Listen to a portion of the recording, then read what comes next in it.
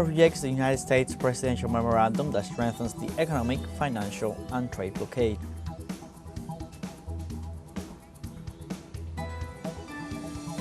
An illegal ruling by a U.S. judge against the Argentine state-owned company Yacimientos Petrolíferos Fiscales has caused the price of the dollar in the South American nation to rise to a new record high.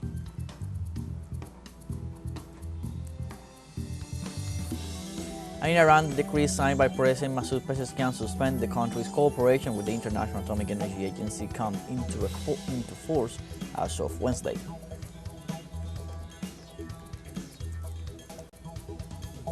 Hello, welcome to From the South. I'm Luis Alberto Matos from the teleSUR studios in Havana, Cuba. We'll begin with the news. Stay with us.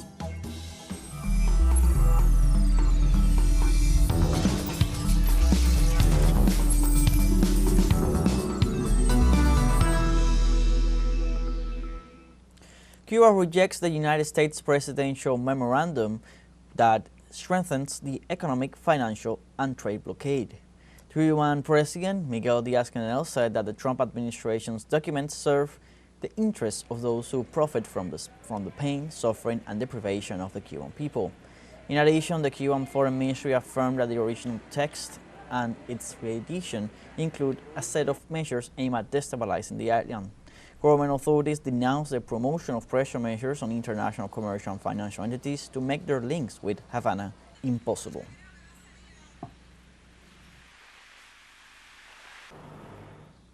China opposes the U.S. moves to abuse unilateral sanctions and urged the U.S. to immediately lift the blockade and sanctions against Cuba and remove the country from the list of state sponsors of terrorism. I noted relevant reports. Over the past 60 years and more, the United States' barbarian blockade and illegal sanctions against Cuba have severely infringed on Cuba's right to subsistence and development and violated basic norms of international relations, which wreaked havoc on the Cuban people. And the National Assembly of Venezuela has declared Volker Turk persona non grata, the UN High Commissioner for Human Rights, for ignoring the forced disappearance of Venezuelan migrants kidnapped in El Salvador. The National Assembly also demands the immediate repatriation of 18 children held by the U.S. authorities. More details in the following report by our colleague Leonardo Urrieta. Parliamentarians consider the history of systematic human rights violations against Venezuelan migrants in the United States to be serious. Son delitos consumados. Entonces son 19 niños venezolanos. These are crimes that have been committed. According to our records, 18 Venezuelan children are being kidnapped, and who knows what families they are with in a rotten society like the United States society. Que quién sabe en qué familias están de una sociedad podrida como la sociedad. May God protect our children. May God protect the people of our country. May God protect the citizens who were deceived at a bad time. Dios proteja a los venezolanos que en mala hora se fueron engañados. Esto es para que el sistema de Naciones Unidas. This is so that the United Nations system Volker Turk, who speaks about human rights in Venezuela, will speak out and say something about this. They say nothing about this, just as they say nothing about the tens of thousands of women, children, and civilians who are murdered every day in the Gaza Strip by the Israeli Zionist regime. El régimen sionista israelí. Los diputados de la oposición democrática. The members of the Democratic opposition consider the violation of international law by the governments of the United States and El Salvador against Venezuelans to be unprecedented. Y han convertido a nuestros venezolanos. And they have turned our Venezuelans into tools in the concentration camp of El Salvador. Pero, estimados diputados, lo más grave es que venezolanos. And dear members of Congress, the most serious thing is that Venezuelans ask for and support all of the above while living in Venezuela. Todo lo antes mencionado viviendo en Venezuela. El Poder Legislativo le pide al gobierno considerar retirarse de la oficina. The legislative branch asks the government to consider withdrawing from the United Nations Human Rights Office while Volker Turk is in office. In addition to announcing a series of protests in support of the 18 Venezuelan children detained in the United States. No tenemos derecho a que se nos olvide la cara de este sátrapa. We have no right to forget the face of this tyrant, Volker Turk. He is as much a murderer as those who commit the murders themselves. quien mata como quien lo encubre. They have killed more than 80,000 people in the Gaza Strip, including 35,000 children, supposedly. 35,000, 34,000 niños, supuestamente, deben ser muchos más. Que ha dicho, It must be many more, and this unpresentable man has said nothing. This man has committed crimes in our country. Volker Turk has committed crimes punishable in Venezuela. He is an accomplice to kidnapping. penados en Venezuela. Es cómplice de secuestro. Acompañan la carta enviada por el presidente Nicolás Maduro al A Papa letter was sent by the president of the country to the Pope demanding the release of the 252 Venezuelans kidnapped in El Salvador. en El Salvador. En la cámara de Marcos da Silva, Leonardo Urrieta, Telesur, Caracas, Venezuela.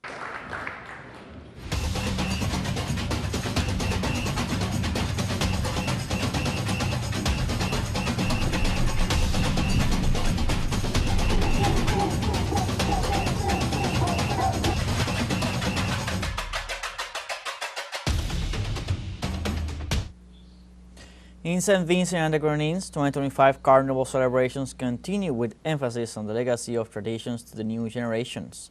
The Vincent's Carnival, known as Vincimas, is one of the most important and colorful celebrations in the Caribbean. During the festivity, the streets of the island are filled with parades, music, dancing, and colorful costumes. The carnival celebrates the local culture with African, European, and indigenous elements. For this, the carnival includes various events such as concerts, costume contests, and marching band parades, which highlight the culture of the nation, accompanied by traditional calypso and soca musical rhythms. Now we have our first short break. Remember, you can join us on TikTok at teleSUR English, where you'll find news in different formats, news updates, and much more. We're going to be right back. Stay with us.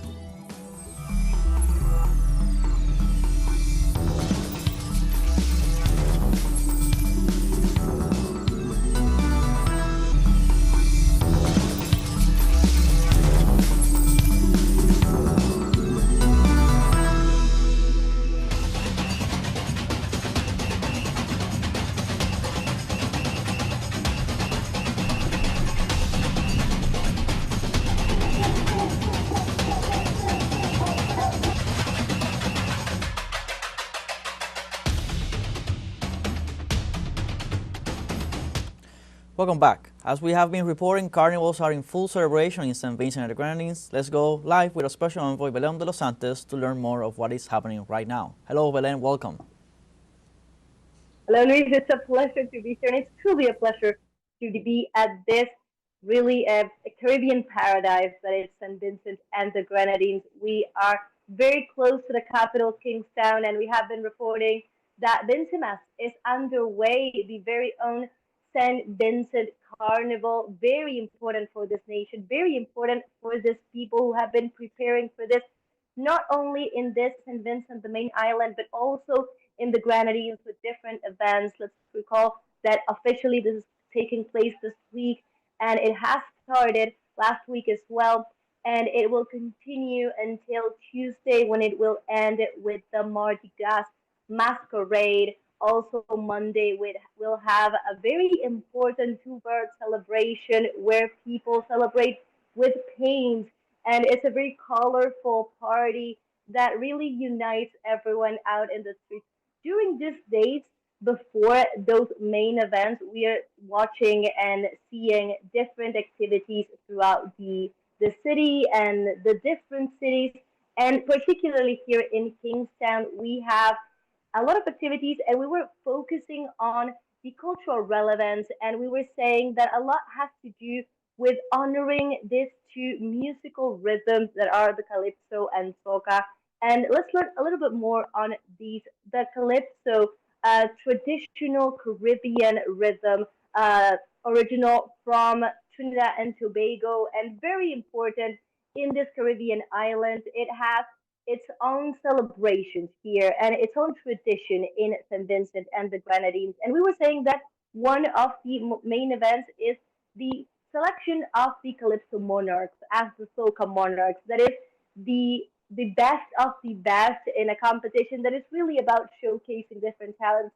And Calypso has this importance of lyrics and social commentary and highlighting the most important ways of expression. So we've been seeing just the younger kids, because as we were commenting before, yesterday was the junior edition of this competition. So really, really young girls and boys coming out and speaking of freedom, speaking of love, speaking of the importance of their identity. And that was really wonderful to see. Also wonderful to see those mothers and fathers celebrating those efforts. And in the coming days, we'll have the adult editions that everyone here is waiting for. Also, soca, we were mentioning a rhythm that comes from that calypso origin, but is mainly focused on the dancing, a better energetic dancing that also has to do with the traditions and cultures of the region here, in particular of St. Vincent and the Grenadines. Also, we were speaking to the Minister of Culture here in the island, and he was highlighting yesterday the fact that this is not only a local celebration, although locals play, of course, the most relevant part, but it's also a moment in which St. Vincent and the Grenadines shares itself with the region and with the world. So they are inviting people from across the Caribbean, from South America, from overseas to come here and join them, and also use the opportunity to get to know the island, also the Grenadines, and all the different cultural and natural faces that it has. So it's a lot of celebration, a lot of parties. We're looking forward to the steel band competition tomorrow. We're also looking forward to the all white party on Friday. We'll continue updating you with everything from this beautiful place that is St. Vincent and the Grenadines. For now, I go back to you, Luis. Thank you, Belen, for the latest details on these beautiful and joyful carnivals taking place in St. Vincent and the Grenadines. We're going to stay in touch as always to have more of what is happening in the Caribbean island. Let's now continue with other news. We're going to Argentina as an illegal ruling by a U.S. judge against the state-owned company Yacimientos Petrolíferos Fiscales has caused the price of the dollar in the South American nation to rise to a new record high. On Tuesday, the so-called retail dollar rose to 1,235 pesos at the Banco de la Nación, while the blue dollar was traded at 1,225 pesos. The generalized increase in prices came after Judge Loreta Presca's unfavorable ruling. Against this backdrop, the current governor of the province, Buenos Aires, Axel Kicillof, who was mentioned by President Javier Milei in his capacity as economy minister at the time of the nationalization of the Argentine state-owned company, criticized the president, reminding him that the national company cannot be sold or surrendered. He also drew attention to the dangerous behavior of the head of state.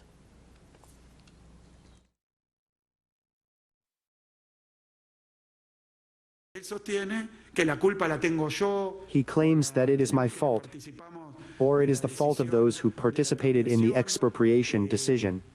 And the truth is that it is absolutely contradictory and dangerous, because the president of the nation stands by the plaintiffs. Such move contradicts the defense of the national interest. Milei puts the national interest at risk. He even contradicts his own state attorney's office. Likewise, Governor Kicillof reminded that the ruling of a private company, its laws or statutes can never be above the constitution of the country. What they are discussing is whether the statute, a private company, a private enterprise that in its statute can say a lot of things, be approved by a majority, by its assembly, or a law, and more than that, the national constitution worths more.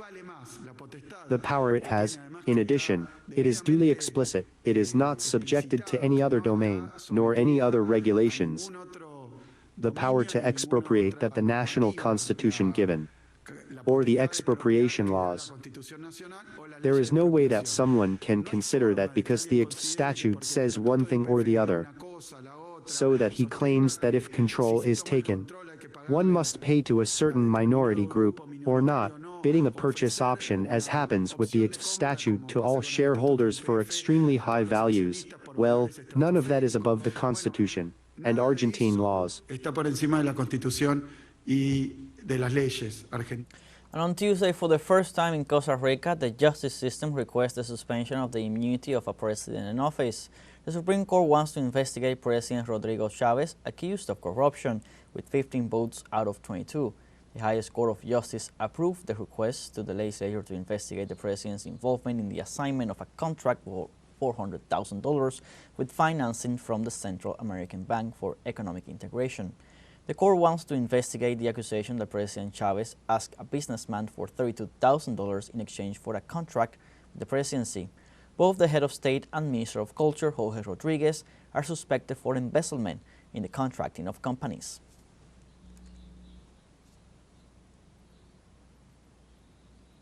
And in Haiti, authorities reported at least 3 people killed and several trapped when a building under construction collapsed in Juana Mendez, right on the border with the Dominican Republic.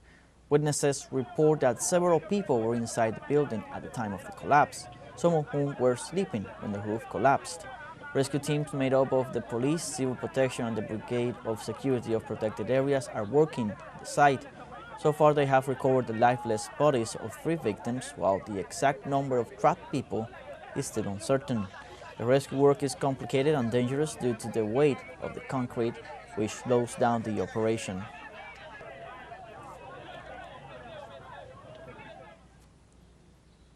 And Haiti reached 15 days of blackout in Port-au-Prince following protests at the Pelican power station. Citizens accuse the authorities of being accomplices to the criminal armed groups that are causing chaos. Since June 17th, residents paralyzed the power grid to demand measures to safeguard the people's safety.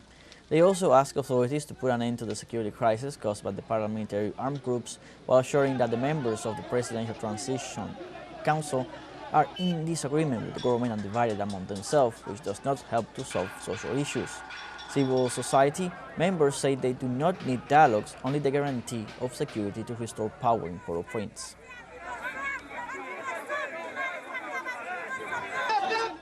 A federal judge blocked the U.S. government's attempt to end temporary protected status for Haitian migrants before the scheduled date, dealing a blow to its immigration policies. Federal District Judge Brian Coogan in Brooklyn also accuses Homeland Security Secretary Kristi Noem of violating the law by rushing to strip deportation protection and work permits from more than 500,000 people. The ruling notes that Noem has no inherent or legal authority to partially terminate a country's TPS designation. This ruling follows a lawsuit filed in March by 9 Haitian beneficiaries and the Service Employees International Union. We have a second short break coming up. Before we invite you to visit our Facebook page at teleSUR English. There you'll be able to watch our top stories, special live coverage, and much more. Follow our page and activate the notification button to stay up to date on the world's most recent events. Final short break, don't go away.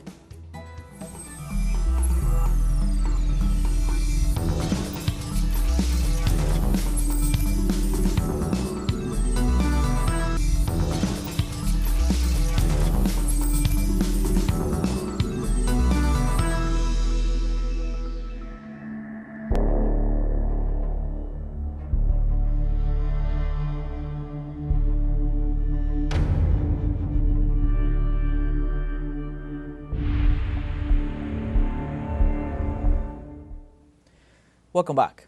The Palestinian authorities report over 580 killed and more than 4,200 wounded in Gaza during Israeli attacks against aid seekers at U.S.-backed centers. The Government Information Office in Gaza confirmed the death and wounded and denounced that going for humanitarian aid represents a suicide for the people of Gaza. They pointed out that the responsibility for the death lies with Israel and the U.S. private security company that is in charge of delivering the supposed aid. Palestinians urged the international community to take action for the violations of their rights and to prevent the situation from escalating, as these humanitarian agencies have broken off all collaboration with the so-called Gaza Humanitarian Foundation after these killings.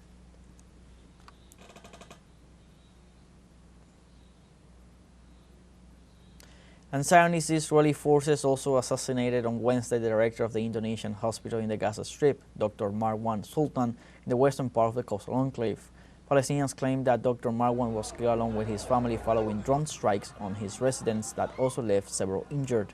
In recent days, Dr. Marwan denounced that Israeli drones directly attacked several departments of the hospital, including the intensive care unit.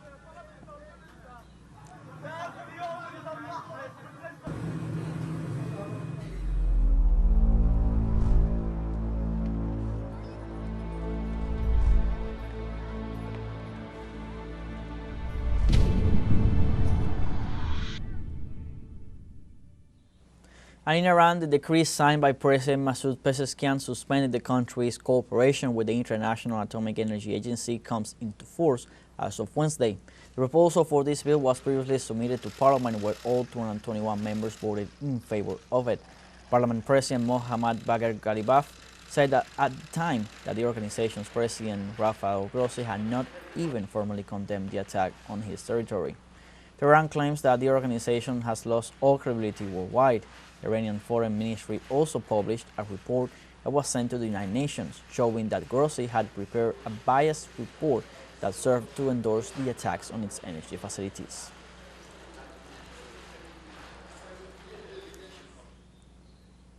Russia and Kyrgyzstan engaged in talks in various areas to strengthen their bilateral cooperation. Kyrgyzstan President Sadir Japarov arrived in Moscow on Wednesday to meet with his Russian counterpart Vladimir Putin and leaders from other regions. Russian President Vladimir Putin, during the meeting with his Kyrgyz counterpart, said that trade between the two countries since the beginning of 2025 grew by 17%. The president affirmed that expected results are being achieved. Putin also pointed out that Russia is one of Kyrgyzstan's main trade and economic partners and that cooperation is supported for plans for the future.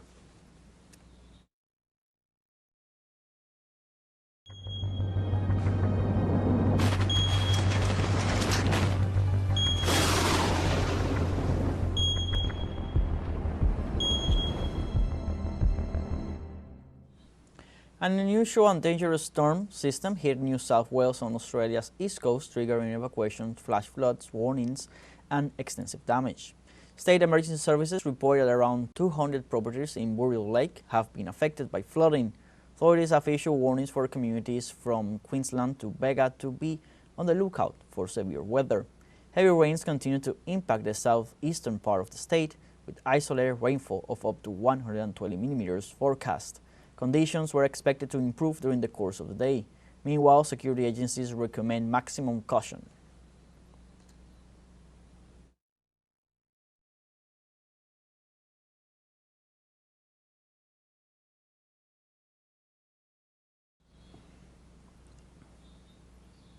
Meanwhile, in Colombia, heavy rains caused rivers to overflow, resulting in flooding and minor landslides in the capital, Bogota.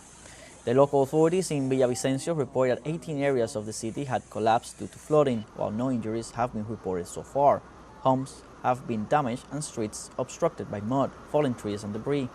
The authorities have not specified how many people have been affected, but they are working to compile a census of those affected and to monitor the areas to prevent further risks.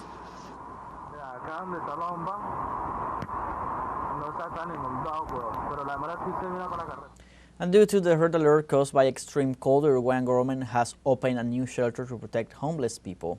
The National Emergency System reports that approximately 2,840 people receive assistance during the 8 days of low temperatures. Most homeless people are staying in shelters run by the Ministry of Social Development, while the rest are distributed among several centers in Montevideo. The Uruguayan authorities have reinforced available resources such as shelter, food, medical attention, and follow-up care to detect several clinical conditions.